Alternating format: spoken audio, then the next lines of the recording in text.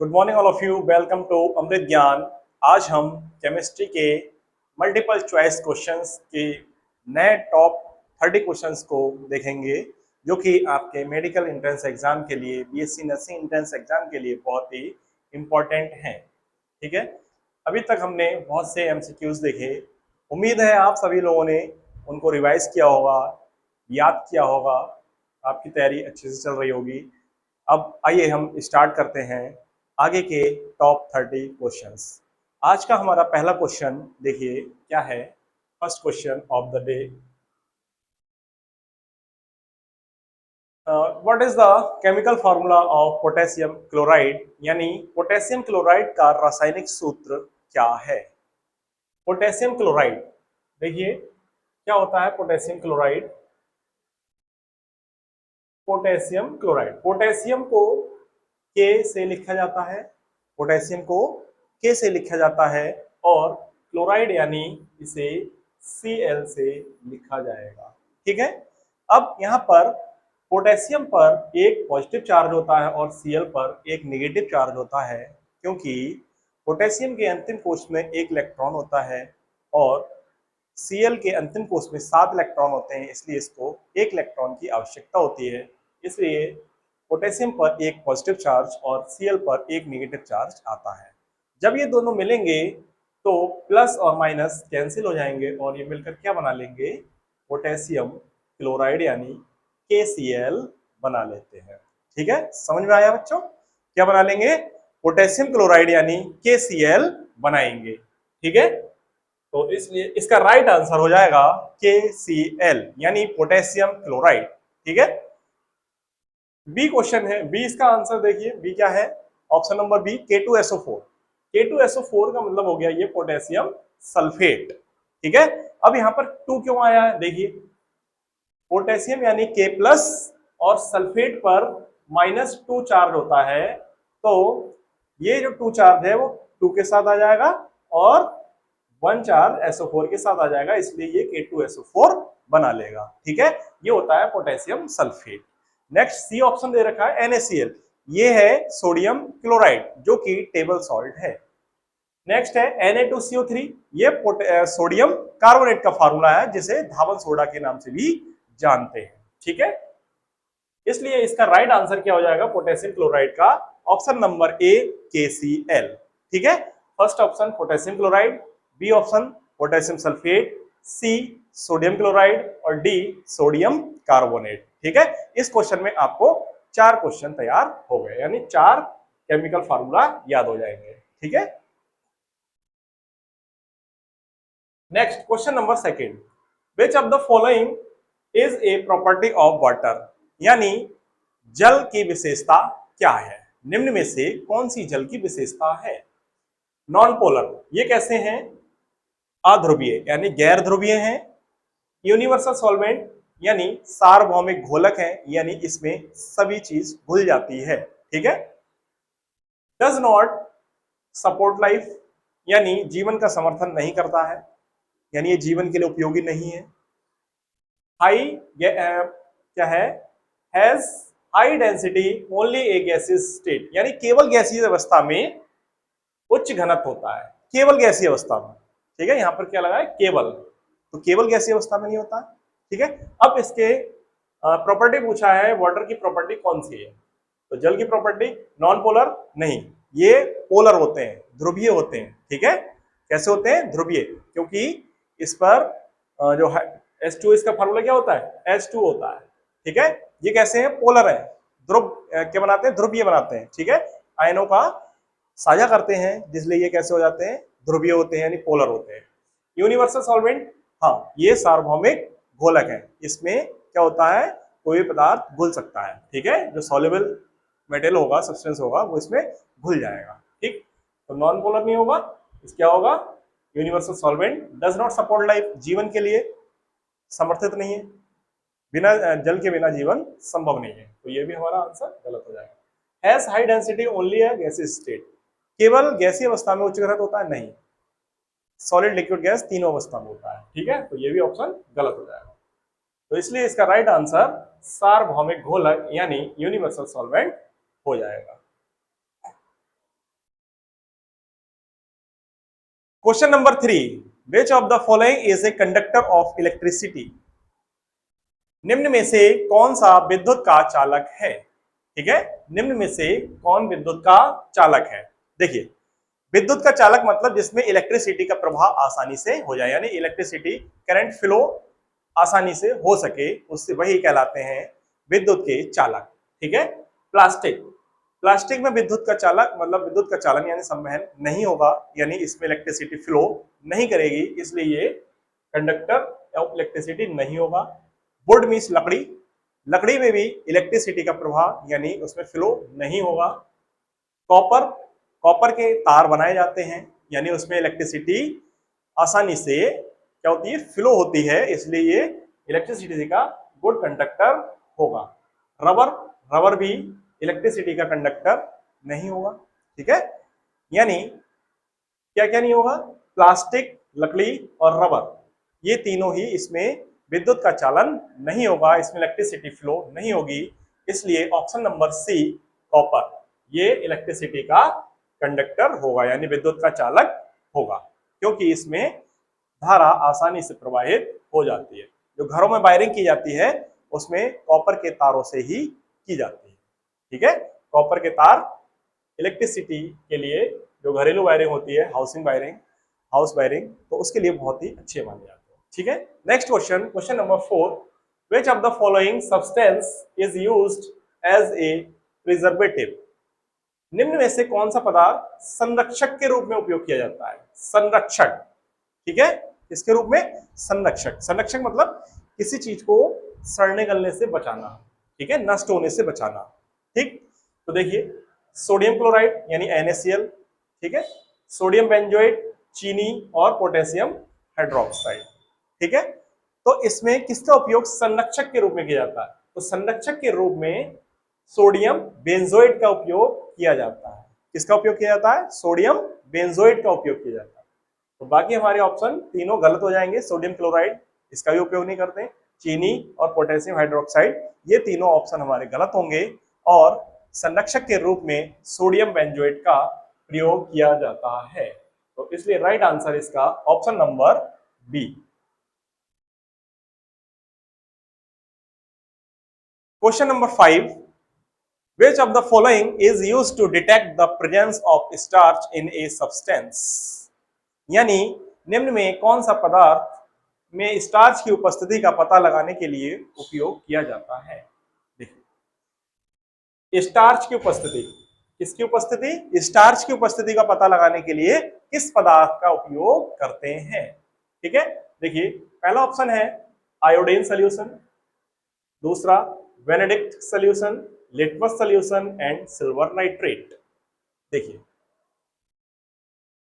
Option number D silver nitrate, इसका प्रयोग तो नहीं किया जाता। ठीक है, लिटमस सोल्यूशन यानी लिटमस पेपर होते हैं, उससे अम्ल क्षार का पता लगाया जाता है। ठीक है, बेनेडिक्ट सोल्यूशन ये भी नहीं होगा, तो इसलिए इसका राइट आंसर क्या हो जाएगा? स्टार्च का पता लगाने के लिए आयोडीन विलयन का प्रयोग करते हैं।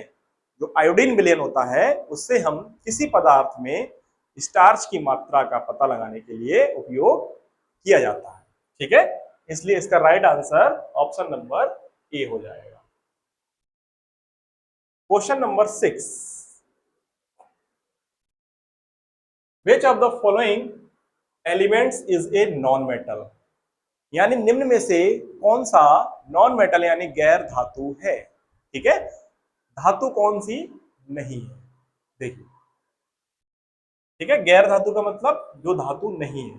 देखिए, आयरन, आयरन क्या है? एक धातु है। ठीक है, कार्बन, कार्बन धातु नहीं है। ठीक है, कैल्शियम, कैल्शियम क्या है? कैल्शियम धातु है। सोडियम भी धातु है। ठीक है, क्यों है? देखिए, आयरन यानी इस पर क्या आता है? प्लस चार्ज आता है। ठीक है, और कैल्शियम इस पर भी Ca+2 चार्ज आता है, सोडियम इस पे Na+ चार्ज आता है। आयरन, कैल्शियम और सोडियम इन तीनों पर पॉजिटिव चार्ज होने के कारण यह क्या है? मेटल्स है, क्योंकि ये अपने इलेक्ट्रॉन को आसानी से त्याग सकते हैं। ठीक है, कार्बन, कार्बन की वैलेंसी क्या होती है? 4 होती है। कार्बन की वैलेंसी कितनी होती है? 4, क्योंकि इसका जो एटॉमिक नंबर है वो कितना है? 6 है, और इसका इलेक्ट्रॉनिक विन्यास 2,4 होता है। तो इसके अंतिम कोष में 4 इलेक्ट्रॉन की कमी होती है, इसलिए 4 इलेक्ट्रॉन को क्या करेगा? ग्रहण करेगा। ठीक है, जब ग्रहण करेगा तो इस पर क्या आ जाएगा? निगेटिव आयन हो जाएगा। क्या आ जाएगा बच्चों? निगेटिव आयन आ जाएगा। इसलिए क्या है? एक गैर धातु यानी नॉन मेटल है। इसलिए इसका राइट आंसर क्या हो जाएगा? Option number B, carbon. Carbon is a non metal. ठीक है, और कार्बन में कैटिनेशन की प्रॉपर्टी पाई जाती है, यानी कैटिनेशन का कैरेक्टर पाया जाता है, यानी श्रृंखला बनाने का गुण पाया जाता है, जिससे ये अनेक कार्बन जुड़ के नए नए यौगिक बना लेते हैं। ठीक है, कई हजारों कंपाउंड्स का निर्माण कर सकते हैं। ठीक है, जो ऑर्गेनिक केमिस्ट्री है उसमें केवल कार्बन का ही अध्ययन किया जाता है। ठीक है,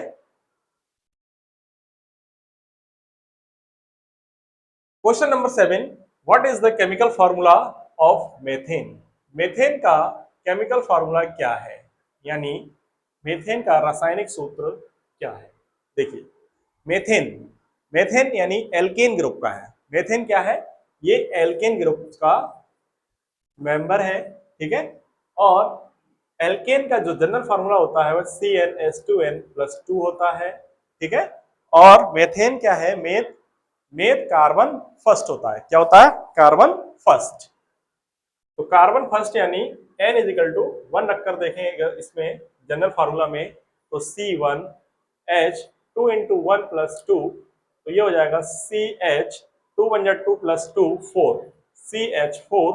यही हो जाएगा हमारा मेथेन का फार्मूला। ठीक है, इसके जनरल फार्मूले से ही हमने मेथेन का फार्मूला निकाल लिया। ठीक है, यानी इसका फार्मूला क्या हो जाएगा? केमिकल फार्मूला CH4 यानी मेथेन। ठीक है, इसी तरीके से ऑप्शन नंबर बी क्या हो जाएगा? कार्बन 2 है, ये एथेन होगा। कार्बन 3 है, इसमें 3 कार्बन है, ये प्रोपेन है, और इसमें 4 कार्बन है, ये ब्यूटेन है। ठीक है, तो पहला मेथेन, दूसरा एथेन, तीसरा प्रोपेन और चौथा ब्यूटेन है। तो इसलिए इसका राइट आंसर क्या हो जाएगा बच्चों? CH4 मेथेन का रासायनिक सूत्र होगा। और मेथेन को मार्स गैस के नाम से भी जानते हैं, क्योंकि ये दलदले स्थानों पर पाई जाती है। ये प्राकृतिक गैस का मुख्य कंपोनेंट भी होता है। Question number 8, which of the following is the property of acids? यानी अम्लों की निम्न में से कौन सी विशेषता है? अम्लों की विशेषता बतानी है। Option number A, sour taste, यानी इसका स्वाद कैसा है? खट्टा होता है। जी हाँ, अम्लों का स्वाद खट्टा होता है, इसलिए इसका ऑप्शन नंबर ए सही है। बिटर टेस्ट, स्वाद में कड़वे होते हैं? नहीं, ये क्षारों की प्रॉपर्टी होती है, बेस की। स्लिपरी फील, ये फिसलनदार होते हैं? नहीं, ये फिसलनदार नहीं होते हैं, ये भी क्षार की विशेषता है। Turns blue litmus paper blue, अच्छा, ये नीले लिटमस पेपर को नीला कर देते हैं? नहीं, ये इसकी प्रॉपर्टी नहीं है। तो ये भी हमारा ऑप्शन नंबर डी भी गलत है। तो ऑप्शन नंबर बी, सी और डी, ये तीनों प्रॉपर्टी एसिड्स की नहीं है, इसलिए इसका राइट आंसर क्या हो जाएगा? Option number A, salt test. ये स्वाद में खट्टे होते हैं। कैसे होते हैं? ये स्वाद में खट्टे होते हैं। ठीक है, और अम्लों में हाइड्रोजन एलिमेंट्स जो है वो कॉमन होता है, क्योंकि ये जल में घुलकर हाइड्रोनियम आयन उत्पन्न करते हैं, यानी H+ आयन देते हैं। क्वेश्चन नंबर 9, देखिए, what is the common name for sodium chloride? यानी सोडियम क्लोराइड यानी NaCl का साधारण नाम क्या है? ठीक है, तो साधारण नाम पूछा है सोडियम क्लोराइड का, क्या होगा बच्चों? पहला है सॉल्ट, दूसरा बेकिंग सोडा, तीसरा विनेगर और चौथा है एप्सम सॉल्ट। ठीक है, देखिए, सोडियम क्लोराइड यानी NaCl, ये क्या है? एक लवण है, जो कि अम्ल और क्षार यानी एसिड एंड बेस की क्रिया के द्वारा बनाए जाते हैं। ठीक है, न्यूट्रलाइजेशन की क्रिया द्वारा बनाए जाते हैं, यानी उदासीनीकरण की क्रिया से लवण का निर्माण होता है। जब अम्ल और क्षार की क्रिया कराते हैं तो लवण और जल बनते हैं।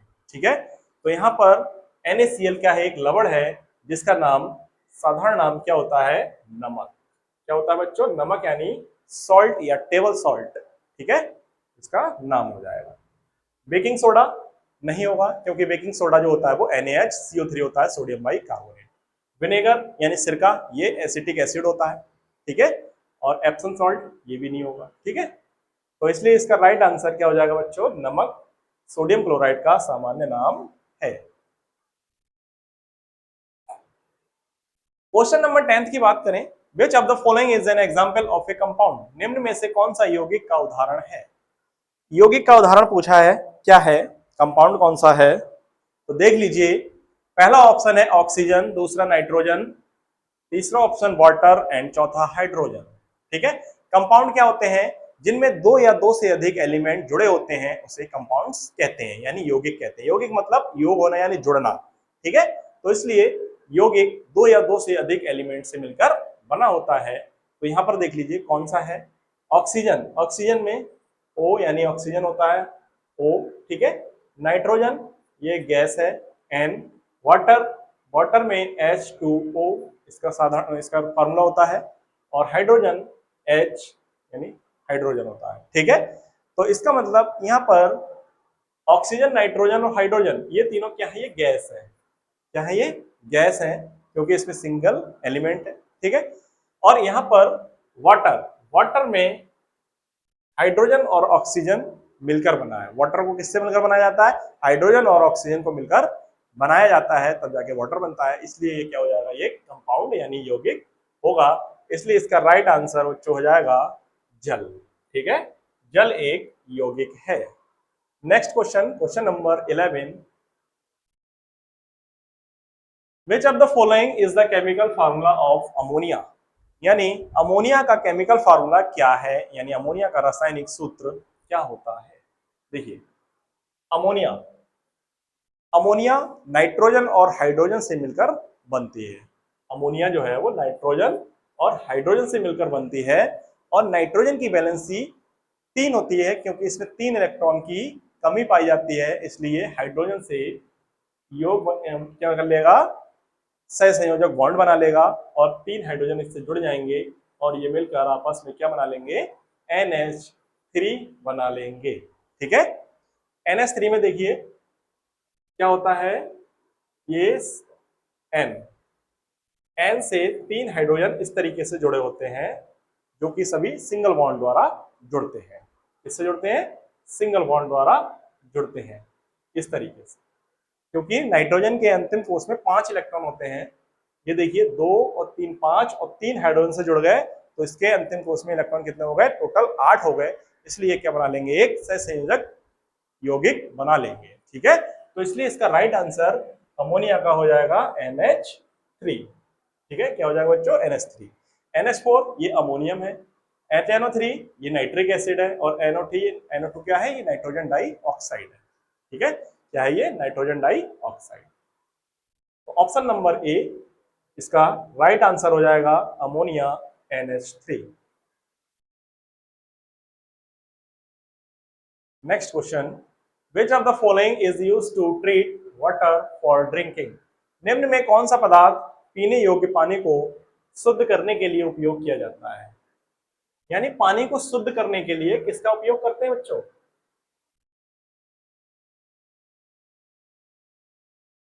देखिए पीने योग्य पानी को शुद्ध करने के लिए किसका प्रयोग करेंगे, potassium permanganate, sodium bicarbonate, calcium carbonate और हाइड्रोजन परऑक्साइड। पोटेशियम परमैंगनेट का जो फार्मूला होता है जान लीजिए बच्चों, KMnO4 होता है। सोडियम बाइकार्बोनेट का फार्मूला होता है NaHCO3। कैल्शियम कार्बोनेट का फार्मूला होता है CaCO3, और हाइड्रोजन परऑक्साइड का फार्मूला होता है H2O2। ये सभी आपको फार्मूले याद भी करने हैं, ठीक है। क्या करने हैं बच्चों, सभी फार्मूले आपको याद करने हैं। Potassium permanganate KMnO4, sodium bicarbonate NaHCO3, calcium carbonate CaCO3 और हाइड्रोजन परऑक्साइड H2O2, ठीक है।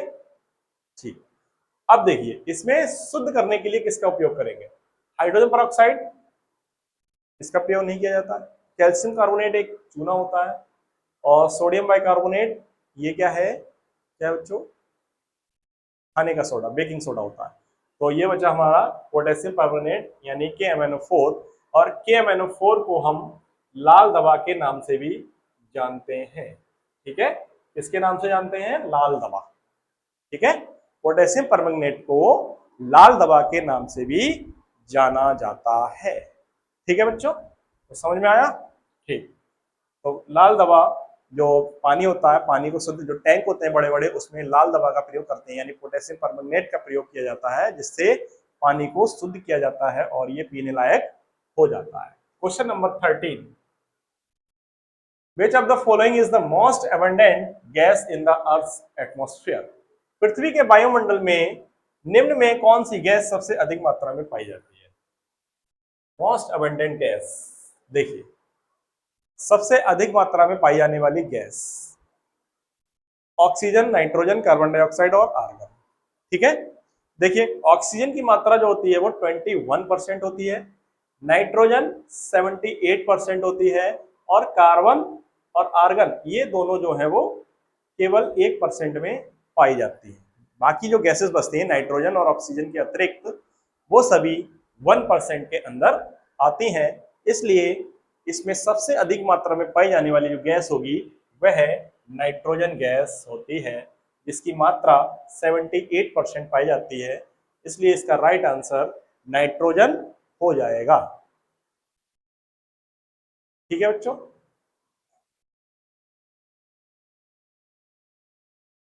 नेक्स्ट क्वेश्चन की बात करें, Which of the following is an example of exothermic reaction? यानी निम्न में से ऊष्मा क्षेपी प्रक्रिया का रिएक्शन का उदाहरण क्या है? यानी बाह्य ऊष्मा, एक्सोथर्मिक, एक्सोथर्मिक का मतलब एग्जिट, यानी जिसमें ऊर्जा क्या हो, निकलती हो। एग्जिट मीन्स बाहर निकलना। ठीक है, एक ऐसी क्रिया जिसमें ऊर्जा क्या होती है, बाहर निकलती है। ठीक है, तो जब बाहर निकलेगी तो वो कहलाएगी एक्सोथर्मिक रिएक्शन। देखिए इसमें ऊर्जा बाहर निकलती है, फोटोसिंथेसिस, इसमें ऊर्जा अवशोषित होती है, मेल्टिंग ऑफ आइस, इसमें भी जब बर्फ पिघलती है तो इसमें भी ऊष्मा क्या होती है, अवशोषित होती है। ठीक है, कंजप्शन ऑफ फ्यूल, यानी जब ईंधन को जलाते हैं, ईंधन का दहन होता है तो उसमें ऊष्मा निकलती है। ठीक है, उसमें ऊष्मा निकलती है, साथ ही साथ उसमें जो ऊष्मा होती है वो क्या होती है, बाहर निकलती है। ठीक है, तो इसलिए इसका राइट आंसर क्या हो जाएगा, कंबशन ऑफ फ्यूल, ईंधन का दहन। डी ऑप्शन है dissolution of salt in water, पानी में नमक का घुलना, इसमें भी ऊष्मा बाहर नहीं निकलती है।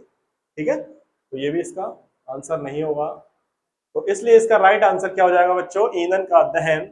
जब किसी ईंधन को जलाया जाता है तो उसमें ऊष्मा बाहर निकलती है, यानी ऊष्मा एग्जिट होती है, इसलिए इसे एक्सोथर्मिक रिएक्शन का एग्जाम्पल कहते हैं। ठीक है, यानी ये किसका एग्जाम्पल हो जाएगा, एक्सोथर्मिक रिएक्शन का एग्जाम्पल होगा। इसलिए इसका राइट आंसर ईंधन का दहन। ठीक है, question number 15, Which of the following substances is used as a disinfectant? निम्न में कौन सा पदार्थ कीटाणुनाशक के रूप में उपयोग किया जाता है? कीटाणुनाशक के रूप में कौन सा पदार्थ उपयोग करते हैं? देखिए option number A chlorine, option number B sodium chloride, option number C water and D sodium bicarbonate.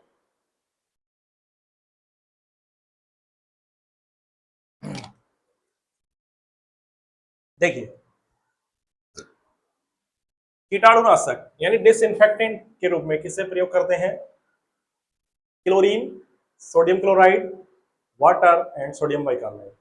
Chlorine यानी Cl, sodium chloride NaCl, water H2O, sodium bicarbonate NaHCO3, NaHCO3। देखिए बच्चों कीटाणुनाशक के रूप में हम क्लोरीन का प्रयोग करते हैं। ठीक है, किसका प्रयोग करते हैं, क्लोरीन की दवा डाल दी जाती है, तब उससे कीटाणु जो है वो बैक्टीरिया नष्ट हो जाते हैं। इसलिए हम क्लोरीन का प्रयोग कीटाणुनाशक यानी डिसइंफेक्टेंट के रूप में करते हैं। इसलिए इसका right answer option number A chlorine हो जाएगा। बाकी सोडियम क्लोराइड नहीं होगा, वाटर भी नहीं होगा और NaSCO3 यानी सोडियम बाइकार्बोनेट भी नहीं होगा।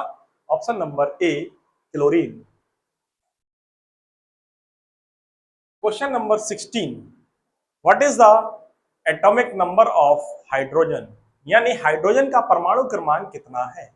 देखिए हाइड्रोजन का परमाणु क्रमांक, हाइड्रोजन जो है वो आवर्त सारणी में सबसे पहले नंबर पर रखा गया है।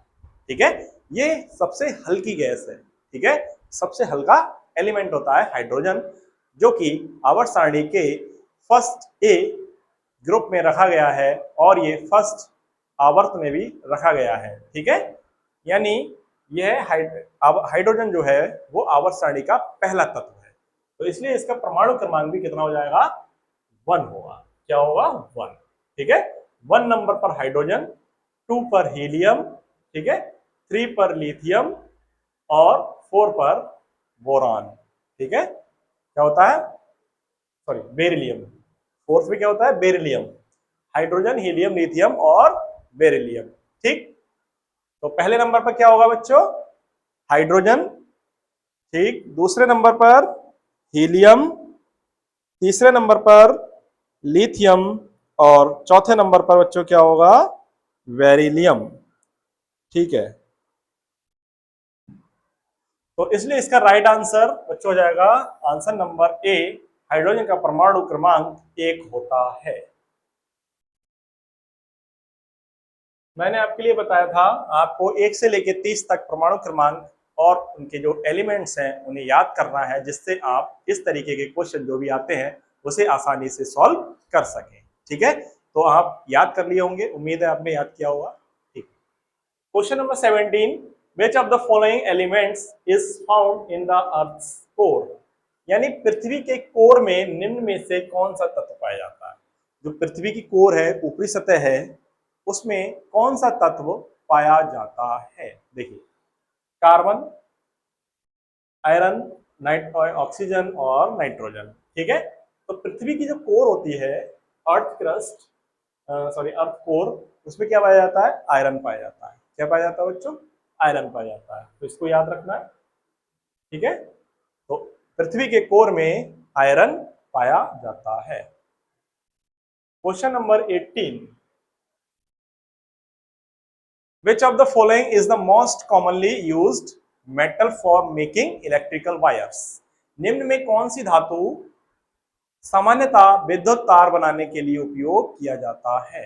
देखिए विद्युत तार, जो बिजली के तार बनाए जाते हैं, इलेक्ट्रिक वायर्स, उसके लिए कौन से एलिमेंट्स का उपयोग किया जाता है।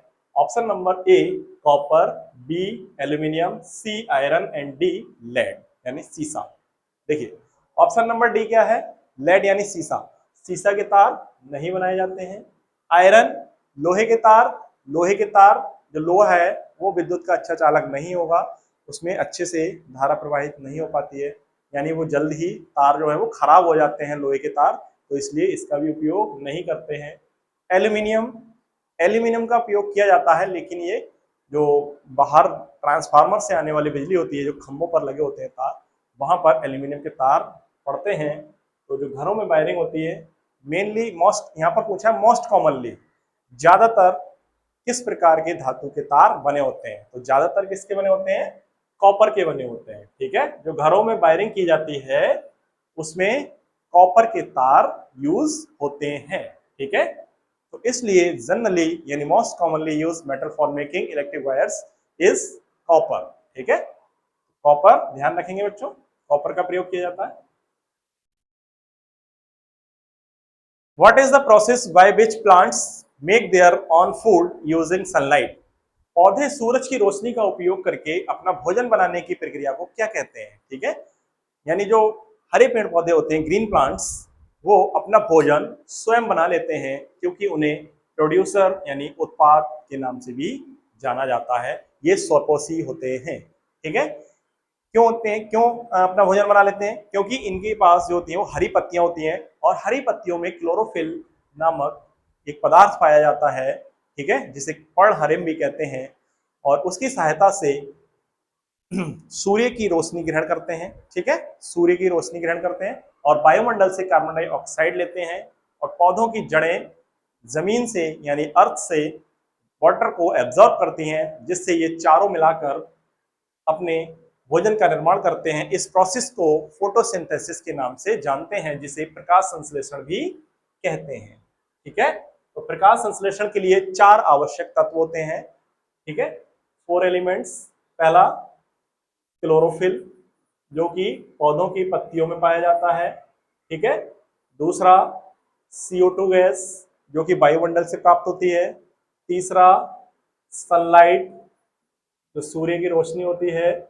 और चौथा वाटर, जो कि जो प्लांट्स की रूट्स होती हैं, जड़ें होती हैं, वो जमीन से वाटर को अवशोषित एब्जॉर्ब करती हैं, जिससे ये चारों मिलकर अपने भोजन का निर्माण करते हैं।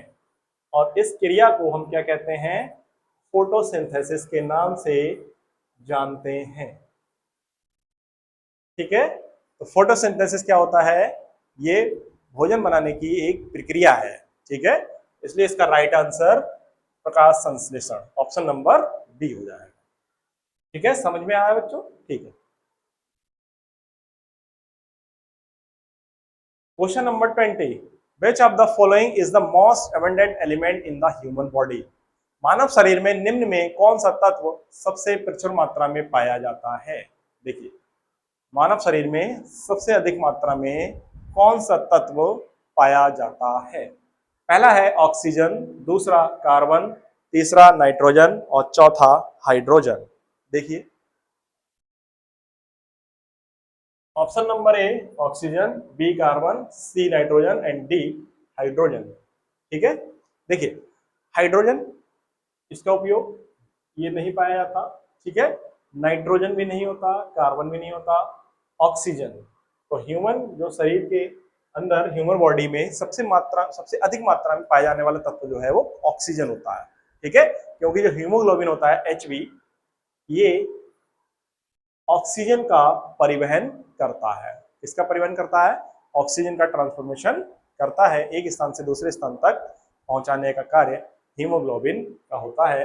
इसलिए हमारे शरीर में सबसे अधिक मात्रा में ऑक्सीजन की मात्रा पाई जाती है। तो ऑप्शन नंबर ए इसका राइट आंसर हो जाएगा। Question number 21, which of the following gases is produced during the reaction of an acid with a metal? निम्न में कौन सा गैस एक अम्ल और धातु की प्रक्रिया के दौरान उत्पन्न होता है? यानी जब किसी धातु की क्रिया किसी अम्ल से कराते हैं तो कौन सी गैस मुक्त होती है, ये हमें बताना है। देखिए, अम्ल, एक अम्ल है यानी एसिड और एक कोई धातु है। ठीक है, जैसे अम्ल हमने लिया HCl, क्या लिया बच्चों? HCl, एक अम्ल ले लिया। और अम्ल में देखिए क्या होता है? H होता है। H क्या है? एक हाइड्रोजन है और हाइड्रोजन एक गैस होती है। ठीक है, तो यानी अम्ल की क्रिया से क्या उत्पन्न होता है बच्चों? हाइड्रोजन गैस मुक्त होती है। क्या मुक्त होती है बच्चों? Hydrogen gas. तो इसलिए इसका राइट आंसर क्या हो जाएगा? Option number B hydrogen. ठीक है, ऑक्सीजन मुक्त नहीं होगी, नाइट्रोजन भी नहीं होगी और कार्बन डाइऑक्साइड। जैसे एक एग्जांपल देख लीजिए, जैसे हमने कोई एक धातु ली, कौन सी? सोडियम धातु लिया। ठीक है, और इसकी क्रिया HCl से कराएं, इससे कराएं HCl एक अम्ल है। ठीक है, सोडियम धातु है, तो ये क्या बना लेगा? NaCl बनाएगा प्लस हाइड्रोजन गैस मुक्त होगी। ठीक है बच्चों, हाइड्रोजन गैस मुक्त होगी जो कि वायुमंडल में चली जाएगी। ठीक, तो इस तरीके से इस एग्जाम्पल से स्पष्ट होता है कि अम्ल धातुओं के साथ क्रिया करके हाइड्रोजन गैस का निर्माण करते हैं। ठीक है, तो ऑप्शन नंबर बी इसका राइट आंसर हो जाएगा। Question number 22, which of the following compounds is an example of an ionic compound? आयनिक यौगिक का उदाहरण कौन सा है? आयनिक यौगिक, आयनिक यौगिक में क्या होता है? इसमें इलेक्ट्रॉन, एक एलिमेंट्स अपने इलेक्ट्रॉन को दूसरे इलेक्ट्रॉन की तरफ भेज देते हैं या ग्रहण कर लेता है दूसरा इलेक्ट्रॉन, तब जाके जो इलेक्ट्रॉन अपना जो एलिमेंट अपना इलेक्ट्रॉन त्यागते हैं उसे धनायन कहते हैं, यानी उस पर पॉजिटिव चार्ज होता है, और जो इलेक्ट्रॉन को ग्रहण करता है उसे ऋणायन कहते हैं, यानी वो क्या होता है, निगेटिव आयन उस पर आ जाता है। ठीक है, अब यहां पर देखिए ऑप्शन नंबर ए है सोडियम क्लोराइड। सोडियम क्लोराइड, इसमें देखिए NaCl, ये जब इसे तोड़ेंगे तो इसमें Na plus plus Cl minus आता है। क्यों आता है? क्योंकि सोडियम Cl को अपना एक इलेक्ट्रॉन त्याग देता है, जिससे सोडियम पर एक पॉजिटिव आयन और क्लोरीन पर एक नेगेटिव आयन होता है, क्योंकि ये सोडियम से इलेक्ट्रॉन ग्रहण करता है, इसलिए NaCl क्या हो जाएगा, एक आयनिक कंपाउंड होगा। ठीक है, क्या होगा, आयनिक कंपाउंड हो जाएगा। O2 देख लीजिए, ऑक्सीजन ऑक्सीजन इनके बीच में डबल बॉन्ड लगता है।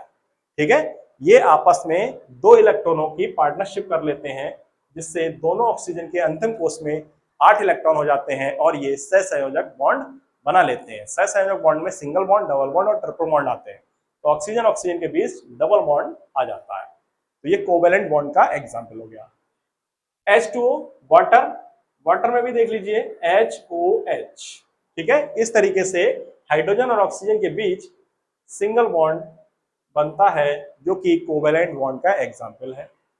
CO2, CO2 यानी कार्बन डाइऑक्साइड, इसमें भी देख लीजिए ऑक्सीजन और कार्बन के बीच डबल बॉन्ड बनता है। ऑक्सीजन और कार्बन के बीच डबल बॉन्ड का निर्माण होता है, जो कि कोवेलेंट बॉन्ड का एग्जाम्पल है। इस तरीके से ऑक्सीजन और वाटर और कार्बन डाइऑक्साइड, ये तीनों एग्जाम्पल किसके हैं, कोवेलेंट कंपाउंड के हैं, और बाकी एक एग्जाम्पल बचा ऑप्शन नंबर ए NaCl, यह आयनिक कंपाउंड का एग्जाम्पल है, इसलिए इसका राइट आंसर सोडियम क्लोराइड यानी NaCl हो जाएगा। ठीक है बच्चों, next question, question number 23, Which of the following is a characteristics of basis? निम्न में कौन सी विशेषता क्षार की है? ठीक है, क्षार की विशेषता बतानी है, क्या है? देखिए पहला ऑप्शन दे रखा है बिटर टेस्ट, यानी ये स्वाद में कड़वे होते हैं। जी हाँ, जो क्षार हैं बेस वो स्वाद में कड़वे होते हैं। Turns red litmus paper blue, हाँ लाल लिटमस पेपर को क्या करते हैं, नीला कर देते हैं। ठीक है, सॉर टेस्ट, इनका स्वाद खट्टा होता है, नहीं इनका स्वाद खट्टा नहीं होता है। Dissolve in water to form acidic solution, और जल में घोलकर ये अम्लीय घोल बनाता है, नहीं ये अम्लीय घोल नहीं बनाता है। ठीक है, देखिए इसमें पूछा है कैरेक्टरिस्टिक्स ऑफ बेस, यानी क्षार की विशेषता क्या है। तो क्षार कैसे होते हैं, बिटर टेस्ट, स्वाद में कड़वे होते हैं। ठीक है, ये ऑप्शन तो सही है। और लाल लिटमस पेपर को नीला कर देते हैं, और अम्ल क्या करते हैं, नीले लिटमस पेपर को लाल करते हैं। ठीक है, तो ये भी ऑप्शन सही है, इसलिए यहाँ पर ऑप्शन नंबर ए और बी मेरे हिसाब से दोनों सही होने चाहिए। ठीक है, यानी ऑप्शन नंबर ए और बी दोनों ही सही होंगे। ठीक है, क्या होंगे, ऑप्शन नंबर ए और बी दोनों ही सही होंगे। ठीक है, स्वाद में कड़वे होते हैं और लिटमस पेपर को, लाल लिटमस पेपर को नीला कर देते हैं। ठीक है, ये गलत होगा और ये भी गलत। नेक्स्ट क्वेश्चन,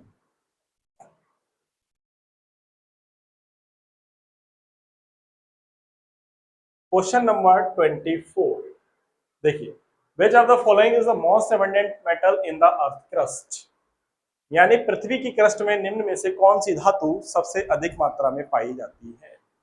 ठीक है, पृथ्वी की क्रस्ट में, जो पृथ्वी की ऊपरी परत है उसमें सबसे अधिक मात्रा में पाई जाने वाली धातु पूछा है।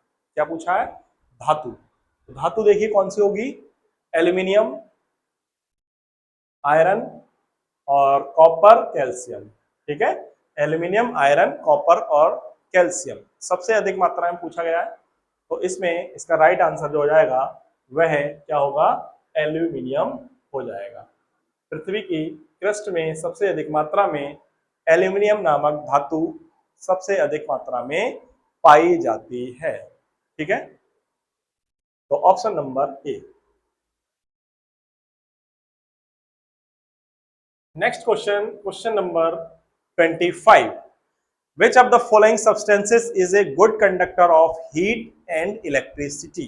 ठीक है, यानी निम्न में कौन सा पदार्थ ऊष्मा और विद्युत का अच्छा चालक है? ऊष्मा और विद्युत, यानी एक ऐसा पदार्थ जिसमें ऊष्मा और इलेक्ट्रिसिटी दोनों का ही फ्लो आसानी से हो सकता है, तो निम्न में से कौन सा है? देखिए, पहला option copper, B plastic, C wood और डी रबर। ठीक है, कॉपर यानी तांबा। अगर हम तांबा में जो तार होते हैं इलेक्ट्रिसिटी के तार, इलेक्ट्रिसिटी वायरिंग जब करते हैं तो उसमें कॉपर के तार बनाए जाते हैं, क्योंकि कॉपर का तार सबसे अच्छा होता है, जनरली कॉपर के ही तार बनाए जाते हैं। ठीक है, तो इसलिए कॉपर में आसानी से इलेक्ट्रिसिटी फ्लो होती है। ठीक है, इसलिए गुड कंडक्टर ऑफ इलेक्ट्रिसिटी होगा। और जब कॉपर की छड़ को अगर हम गर्म करते हैं तो उसकी अगर एक छोर को गर्म किया जाए तो दूसरी छोर भी धीरे धीरे गर्म होने लगती है, यानी उसमें हीट का ट्रांसफॉर्मेशन आसानी से हो जाता है। इसलिए कॉपर एक good conductor of heat and electricity होगा, यानी ऊष्मा और बिजली का अच्छा चालक माना जाता है। ठीक है, प्लास्टिक, इसमें ऊष्मा और इलेक्ट्रिसिटी का प्रभाव नहीं होगा। लकड़ी यानी वुड, इसमें भी हीट एंड इलेक्ट्रिसिटी का फ्लो नहीं होगा। रबर, इसमें भी हीट एंड इलेक्ट्रिसिटी का फ्लो नहीं होगा। इसलिए ऑप्शन नंबर बी, सी और डी तीनों ही गलत हो जाएंगे, ये bad conductor of heat and electricity होते हैं। जबकि ऑप्शन नंबर ए कॉपर ये good conductor of heat and electricity होगा। ऑप्शन नंबर ए इसका राइट आंसर हो जाएगा। Question number 26, what is the main component of natural gas? प्राकृतिक gas का मुख्य घटक क्या है? ठीक है, प्राकृतिक गैस का मुख्य घटक क्या है? देखिए, option number A methane, B ethane, C propane और डी ब्यूटेन। मेथेन का molecular formula CH4, ethane C2H6, propane C3H8 और ब्यूटेन C4H10। ये सभी एल्केन ग्रुप्स में पाए जाते हैं। ठीक है, अब हमें ये बताना है कि प्राकृतिक गैस का मेन कंपोनेंट्स कौन सा है। देखिए, मेथेन, मेथेन प्राकृतिक गैस का मेन कंपोनेंट है। क्यों है? क्योंकि इसे हम मार्स गैस के नाम से भी जानते हैं और ये दलदले स्थानों में पाई जाती है जहां कीचड़ पानी या सड़े गले पदार्थ होते हैं, ठीक है, भरे रहते हैं, तो वहां पर जैसे तालाब, ठीक है, उसमें क्या होता है, शैवाल वगैरह होता है, कीचड़ पानी होता है, तो वहां पर मीथेन गैस निकलती है। ठीक है, तो मीथेन गैस क्या है? एक प्राकृतिक गैस का मेन कंपोनेंट है। ठीक है, तो इसलिए इसका राइट आंसर मेथेन हो जाएगा। ऑप्शन नंबर बी, सी और डी एथेन, प्रोपेन, ब्यूटेन नहीं होगा। ठीक है, right answer methane. Question number 27, what is the process of a liquid changing into A gas called? यानी तरल का लिक्विड को गैस में, लिक्विड को गैस में बदलने की प्रक्रिया को क्या कहते हैं? Liquid changes into gas. ठीक है, तरल को गैस में बदलना। देखिए, जब किसी लिक्विड को गर्म करते हैं तो वह गैस में चेंज हो जाती है। क्या करते हैं? उसे गर्म करते हैं, यानी उसे बॉयल करेंगे। क्या करेंगे? बॉयल करेंगे। देखिए, फ्रीजिंग, फ्रीजिंग का मतलब क्या हो गया? किसी लिक्विड को जमाना जिससे वो किसमें बदल जाएगी? ठोस में, यानी सॉलिड में बदल जाएगी। जैसे वाटर को अगर हम फ्रीज करें तो वह बर्फ का रूप ले लेगी, यानी आइस का रूप ले लेगी, तो फ्रीजिंग नहीं होगा। बॉइलिंग, जब किसी लिक्विड को हम बॉयल करते हैं तो वह क्या होती है? उबलने लगती है, और उबलने के बाद वह गैस में चेंज होने लगती है। ये प्रक्रिया ही कहलाएगी हमारी process of a liquid changing into gas. ठीक है, कॉल्ड बॉइलिंग यानी उबलना। कंडेंसेशन, कंडेंसेशन का मतलब होता है संघनन। संघनन का मतलब है जब किसी गैस को लिक्विड में चेंज करते हैं, ये संघनित्र के द्वारा प्रक्रिया होती है। ठीक है, यानी जब किसी लिक्विड गैस को लिक्विड में चेंज करते हैं तो ये प्रक्रिया कंडेंसेशन कहलाती है। ठीक है, तो इसका मतलब ऑप्शन नंबर ए फ्रीजिंग भी नहीं होगा, बॉइलिंग इसका आंसर हो जाएगा, कंडेंसेशन यानी संघनन भी नहीं होगा। मेल्टिंग, मेल्टिंग मीन्स होता है गलना, यानी किसी सॉलिड को लिक्विड में चेंज करना, यानी ठोस पदार्थ को जब पिघलाते हैं गलाते हैं तो वह लिक्विड में चेंज हो जाती है, तो सॉलिड से लिक्विड में चेंज करना मेल्टिंग कहलाता है। तो ये भी हमारा ऑप्शन नहीं होगा, इसलिए राइट आंसर बॉइलिंग। ठीक है, वाटर का बॉइलिंग पॉइंट जो होता है वो 100 डिग्री सेल्सियस होता है। कितना होता है? 100 डिग्री सेल्सियस होता है। ठीक है, तो तरल को गैस में बदलने की प्रक्रिया उबालना कहलाता है। ऑप्शन नंबर बी इसका राइट आंसर हो जाएगा। क्वेश्चन नंबर 28 देखिए, विच of the following is a chemical property of oxygen, यानी ऑक्सीजन की रासायनिक विशेषता क्या है। देखिए, ऑक्सीजन की रासायनिक विशेषता के बारे में पूछा गया है। ऑप्शन नंबर ए यह है it is colourless and odourless, यह रंगहीन और गंधहीन है। ठीक, it is required for respiration, ये श्वसन के लिए आवश्यक है। ठीक है, it reacts with metal to form oxide, यानी ये धातुओं के साथ क्रिया करके ऑक्साइड बनाती है, ये भी बात सही है। इट इज नॉन इन्फ्लेमेबल, यानी ये अप्रज्वलनशील है, यानी ये ज्वलनशील नहीं है। तो ऑक्सीजन की आवश्यकता किसी पदार्थ को जलाने के लिए करते हैं, तो ये कैसी गैस है? एक ज्वलनशील गैस है, तो ये ऑप्शन हमारा गलत हो जाएगा। ठीक है, ऑप्शन नंबर ए देखिए, it is colourless and odourless, ये रंगहीन और गंधहीन होती है, बात सही है, लेकिन ये केमिकल प्रॉपर्टी का एग्जाम, मतलब ये केमिकल प्रॉपर्टी नहीं है, ये क्या है? फिजिकल प्रॉपर्टी है, तो ये भी ऑप्शन हमारा गलत हो जाएगा। It is required for respiration, इसका उपयोग श्वसन के लिए किया जाता है।